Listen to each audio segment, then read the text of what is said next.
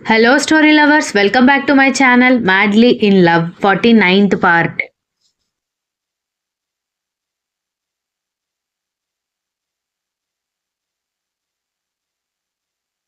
Ma'am, ఎందుకు దాన్ని కోపంగా చూస్తున్నావని కర్ణ సీరియస్గా అడిగేసరికి నీకు టైం అవ్వట్లేదా, వచ్చి బ్రేక్ఫాస్ట్ చెయ్యి అని చెప్పి శాంభవి వెళ్తున్న దక్షని పిలిచి నీతో మాట్లాడాలి అంటూ పక్కకి తీసుకెళ్ళి, చూడు నువ్వంటే నాకు అస్సలు ఇష్టం లేదు. నా ఇంట్లో నువ్వు 2-3 రోజులు ఉంటేనే నాకు చిరాకుగా ఉంది. అలాంటిది నా కోడలుగా వస్తానంటే ఎలా ఒప్పుకుంటాను? నువ్వేం చేస్తావో ఎలా చేస్తావో నాకు తెలియదు, కానీ కర్ణ నువ్వు స్వయంగా వద్దని చెప్పాలి అంటూ వెళ్ళిపోయింది.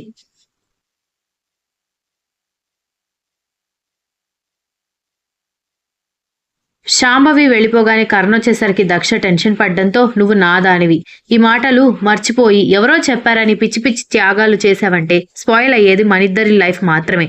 Try to understand my love అన్నాడు.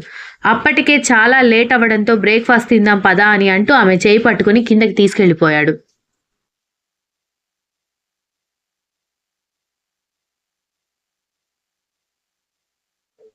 బర్త్‌డే నెక్స్ట్ డే ఉండడంతో ఇల్లంతా డెకరేట్ చేయిస్తుంది శాంభవి. కర్ణ, దక్ష వెనుక పెద్దావిడ కూడా వస్తూ వాళ్ళిద్దరిని చూసి తెగ మురిసిపోతూ, వాళ్ళని చూసి చిరాకుగా కూర్చున్న కొడుకుని, కోడల్ని, మనవరాల్ని చూసి గుంబనంగా నడుస్తూ కిందకొచ్చి నిలబడ్డంతో మీరెప్పుడొచ్చారత్తయ్య అని అంటూ లేచి నిలబడింది శాంభవి.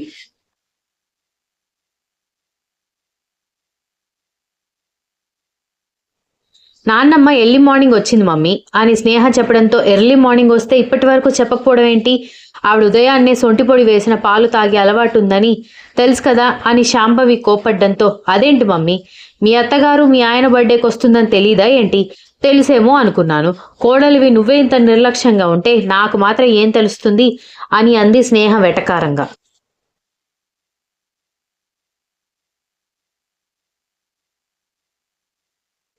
కూతురి మాటలకి తల మీద ఒక్కటేసి కొడుకు చేతిలో ఉన్న దక్ష చేతిని అసహనంగా చూస్తూ ఉన్న కొడుకుని, కోడల్ని గమనించి కాస్త మంట తగ్గించుకోండి, ఇంట్లో ఇన్ని ఏసీలున్నా ఇంట్లో లావా మండుతున్నట్టుగా ఉందని పెద్దావిడ అనగానే ఇద్దరూ ఆవిడ వైపు చూశారు. కర్ణ తన చైర్లో కూర్చున్న తర్వాత దక్ష చేతులు నలిపేసుకుంటూ ఉంటే, ఎందుకు నిలబడ్డావు అని అంది పెద్దావిడ.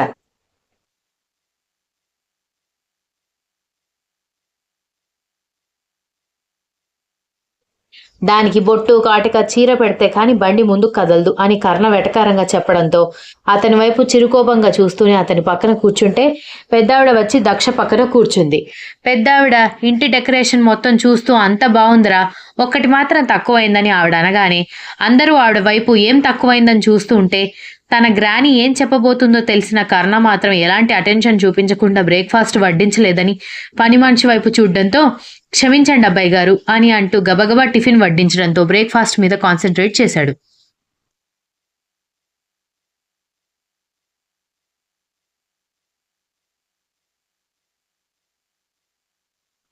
చెక్క ఉయ్యాల, దానికి గిర్రున తిరిగే ప్లాస్టిక్ బొమ్మ తక్కువైందని ఆవిడ చెప్పడంతో మొగుడు పెళ్లాల మొహాలు పాలిపోతే నాన్నమ్మ డాడీని అలా వెక్కిరించడం నచ్చక సంగవి మొహం చిట్లించి చూస్తూ ఉంటే స్నేహ పుసుక్కున నవ్వింది. దక్షకి నవ్వొస్తున్నా కూడా ఎదురుగా మగసింహం ఆడసింహం కూర్చున్నట్టుగా ఉన్న వాళ్ళిద్దరిని చూసి ఆ ధైర్యం చేయలేకపోయింది.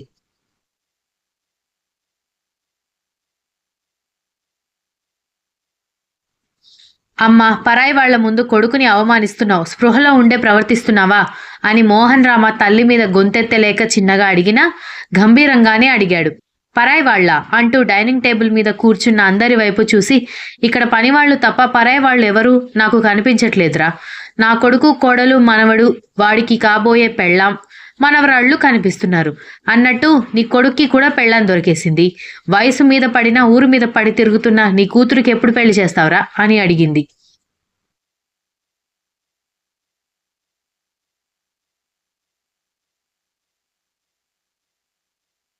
గ్రానీ అని సంగవి బిక్కమోహం వేసుకుని పిలవడంతో ఏంటో చెప్పు అని ఆవిడ సీరియస్ అయ్యేసరికి భయపడి గుటకలు పడుతుంటే నో ప్లేట్లో తల దూర్చేసి బ్రేక్ఫాస్ట్ తినడం మొదలుపెట్టింది.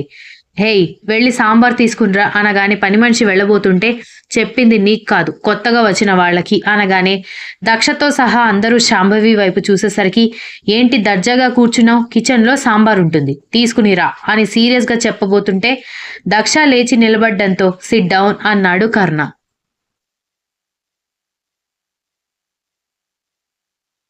కానీ అంటున్న దక్ష సిట్ డౌన్ అని గట్టిగా కర్ణ చెప్పడంతో టక్కున కుర్చీలో కూర్చోడంతో అతని అరుపుకి దెబ్బకు అందరూ ఉలిక్కి పడితే నోట్లో కుక్కున్న సంగవికి ఒక్కసారిగా పొలమారి ఎందుకురా అంత గట్టిగా అరుస్తున్నావని అంది. శాంభవి కోపంగా చూస్తూ ఉంటే ఇంట్లో పని వాళ్ళుంటే కోడలికి పని చెప్తున్నావేంటి శాంభవి? అలా అంటే నేను కూడా నీకు పని చెప్పాలి, చేస్తావా అని అనగానే అత్తయ్య అని అసహనంగా పిలిచింది శాంభవి.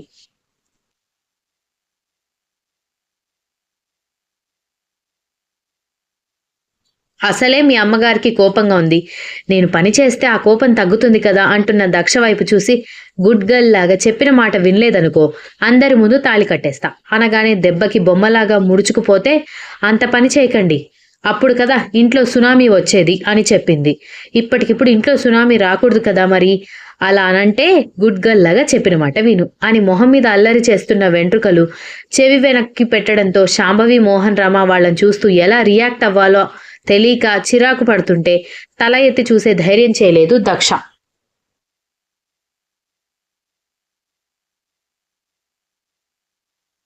అతని బ్రేక్ఫాస్ట్ అయిపోయే వరకు ఆమెకి స్వీట్ టెన్షన్ చూపించి వర్క్ ఉందని చెప్పి వెళ్ళిపోవడంతో శాంభవి ఏదో అనబోతుంటేనే ఆ ఛాన్స్ ఇవ్వక ఏమే పిల్లారా మనం గుడికి వెళ్దామని దక్ష చేయి పట్టుకుని బయటకి తీసుకెళ్లిపోయింది పెద్దావిడ.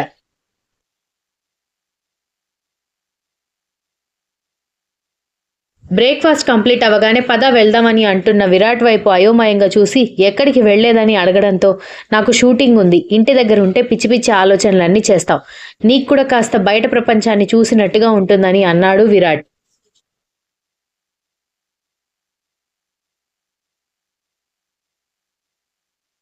అది బయట ప్రపంచం కాదు, రంగుల ప్రపంచం. బయటికి రంగురంగులుగానే ఉంటుంది కానీ లోపల ఎంత నలుపు ఉందో అక్కడున్న వాళ్ళకి తెలుస్తుంది. అలాంటి చోటికి రావాలని నాకు లేదు. అప్పటికి ఒకసారి తీసుకెళ్ళావు, నాకు ఇష్టం లేదని అంటూ ఉంటే సరే అయితే నేను వెళ్తున్నాను మరి, అక్కడికి రాకపోతే చాలా మిస్ అవుతావు మరి అని అన్నాడు.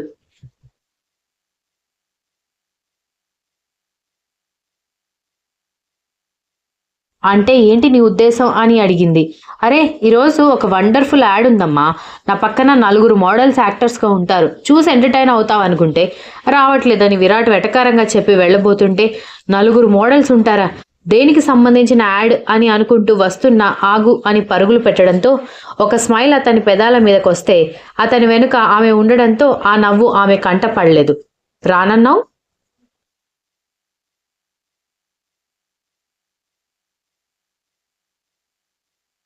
యాడ్ అన్నావు? అవును, నేను బ్రాండ్ అంబాసిడర్ కాబట్టి నేను అడ్వర్టైజ్మెంట్స్ చేస్తాను కదా.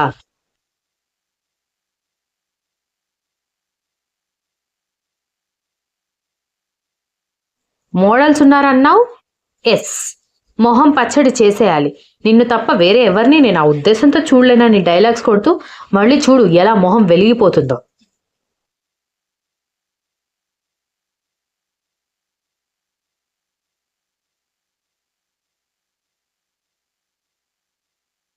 కార్ ఎక్కుతున్నావా, నన్ను వెళ్ళిపోమ్మంటావా? కనుబొమ్మలెత్తి సీరియస్గా అడుగుతున్న విరాట్ వైపు చూసి వస్తున్నానని ఫ్రంట్ సీట్లో అతని పక్కన కూర్చుంది.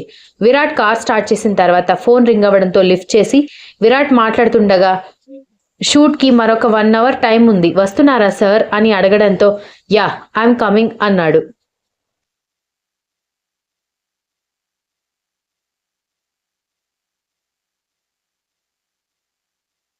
ఓకే సార్, మీ hair stylist, costumer, makeup artist అందరూ రెడీగా ఉన్నారు అని చెప్పి కాల్ కట్ చేయడంతో ఇప్పుడు ఫోన్ చేసిన అతను ఎవరు అనడంతో ఎదురుగా కనిపించట్లేదా, వాడు నా అసిస్టెంట్ అన్నాడు విరాట్. మరేంటి అసిస్టెంట్ అని పక్కనేదో నెంబర్ ఉందని చూపించడంతో నాకు మొత్తం 7-8 మంది అసిస్టెంట్స్ ఉంటారు, ఒక 2 మేనేజర్స్ ఉంటారు, కొంతమంది అకాడమీ చూసుకుంటూ మరి కొంతమంది షూట్ ఆర్గనైజ్ చేస్తూ, ఇప్పుడు హైదరాబాద్లో ఉన్నాను కాబట్టి ఇక్కడ 3 అసిస్టెంట్స్ ఉంటారు, ముంబైలో మరొక 2, వేరే కంట్రీస్ అయితే ఇంకొక 2 అన్నాడు.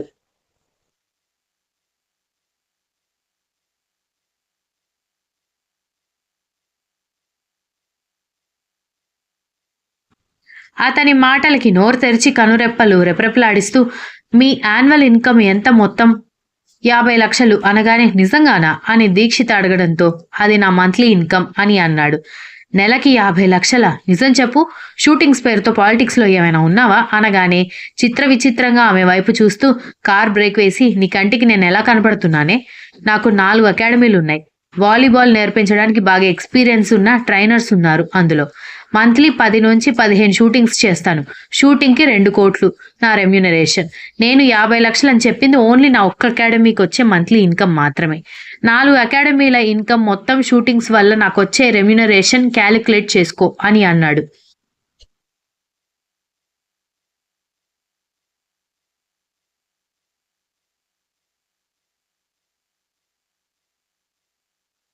శ్రీవారి హుండీ లెక్కల్లాగా గుంపులు గుంపులు కూర్చుని లెక్కేసినా నీ రెమ్యూనరేషన్ లెక్క తేలదు కానీ నన్నొదిలే బాబు అని కర్ణ సార్ వాళ్ళ రెమ్యూనరేషన్ కూడా ఇంతే ఉంటుందా అనగానే వాడికి ఇంకెక్కువగా ఉంటుంది.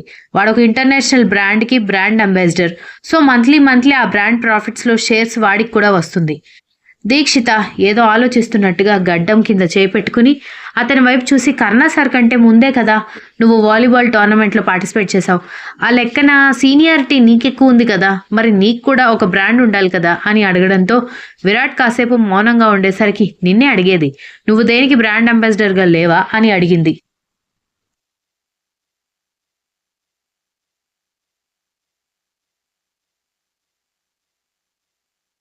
ఆ టైంలో ఒక డిస్టర్బెన్స్ వల్ల ఒకరిని వెతుకుతూ చాలామంది షూట్స్ నెగ్లెక్ట్ చేశాను. దాంతో వాళ్ళు వేరే అంబాసిడర్‌ని వెతుక్కున్నారు. ఆ తర్వాత నా రేంజ్‌కి సరిపోయే బ్రాండ్స్ ఏవి నా దగ్గరికి రాలేదు. సో యాడ్స్ మాత్రమే చేస్తాను. బ్రాండ్ అంబాసిడర్‌గా నేను ఒక్కదానికున్నాను అన్నాడు. అదేంటి మామూలుగా బ్రాండ్ అంబాసిడర్‌గా ఉన్న యాడ్సే కదా చేస్తారని దీక్షిత కన్‌ఫ్యూజ్ అవుతూ అడగడంతో అది జనాల్లో ఉన్న ఒక అపోహ. ఇప్పుడు నేను చేసే యాడ్స్ అన్నీ మరొక 5, 6 సెలబ్రిటీస్ కూడా చేస్తారు. ఇంతమందిని బ్రాండ్ అంబాసిడర్స్‌గా చేసి అందరికీ ప్రాఫిట్స్‌లో షేర్స్ ఇవ్వాలంటే వాడు కంపెనీ అమ్ముకోవాలి.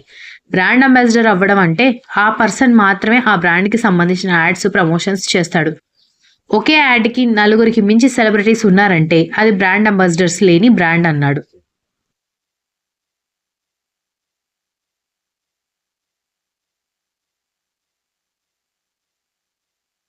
మాటల్లోనే షూటింగ్ జరుగుతున్న స్పాట్ రావడంతో కళ్ళు తేలేసి చూస్తూ అద్దాల మేడలాగా ఉండి తళతళ మెరిసిపోతున్న ఆ ఏజెన్సీని చూస్తూ బాబోయ్ నిజమేలే, ఏజెన్సీనే ఇలా ఉందంటే అందులో షూట్ చేసే యాక్టర్స్కి ఆ మాత్రం పేమెంట్స్ ఉండొచ్చు అని అనుకుంటూ అతని వెనుక నడిచింది. సార్ మన షూట్ 7th ఫ్లోర్లో అంటూ అసిస్టెంట్ ఎదురొచ్చి తీసుకెళ్లడంతో ముగ్గురు లిఫ్ట్లో పైకెళ్లారు.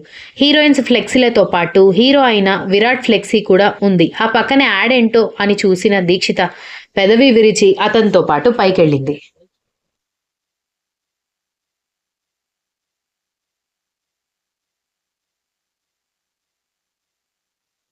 అతను సాయంత్రం బంగ్లాకొస్తూ ఉంటే గార్డ్స్ మొత్తం సెల్యూట్ చేస్తూ ఉండగా తన ప్రియ సఖిని వెతుక్కుంటూ లోపలికెళ్లేసరికి ఎక్కడ కనిపించలేదు. అనుమానం వచ్చి అన్ని గదులు వెతుకుతూ పైకెళ్లేసరికి అక్కడ కూడా ఎక్కడ కనిపించకపోవడంతో ఆమె గది లోపలికెళ్లడంతో బాత్రూమ్ నుంచి సౌండ్స్ రావడంతో అక్కడే నిలబడి వెయిట్ చేస్తూ ఉండగా అతను వచ్చినట్టుగా తెలిసినట్టుగా రెడీ అయ్యి బయటకొచ్చింది వీక్ష. వర్షంలో తడిసిన ముద్దమందారంలాగా ముద్దుగా ఉన్న వీక్ష వైపు చూస్తూ ఉండిపోతే ఎందుకు అలా చూస్తున్నావు అని అడిగింది వీక్ష. లేదు, ఇంత అందమైన అమ్మాయి అసలు నన్ను ప్రేమిస్తుందా అని అనుమానంగా చూస్తున్నాను అనగానే నేను ఆల్రెడీ నీకు పడిపోయాను అని చెప్పడంతో షాక్ అయ్యాడు అతను.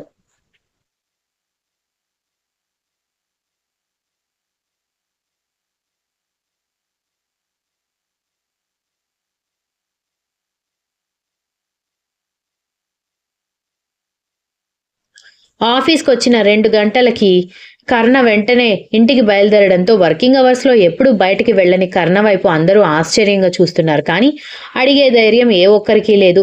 సరాసరి ఇంటికొచ్చి దక్ష కోసం వెతుకుతున్న అతనికి స్నేహ ఎదురొచ్చి వదిన గార్డెన్లో గ్రానీతో ఉందన్నయ్య అని చెప్పడంతో అతను అక్కడికి వెళ్ళేసరికి నూనె తలంతా పట్టించేసి నూనె అమ్ముకునే దానిలాగా ఉన్న దక్షను చూడగానే అతను ఆమెని చూడాలని పని ఆపుకొని వచ్చిందంతా ఎగిరిపోయి చిరాకొచ్చి వెళ్ళి ఏంటి అవతారం అని అడగడంతో దక్ష బిక్కమొహం వేసుకుంది.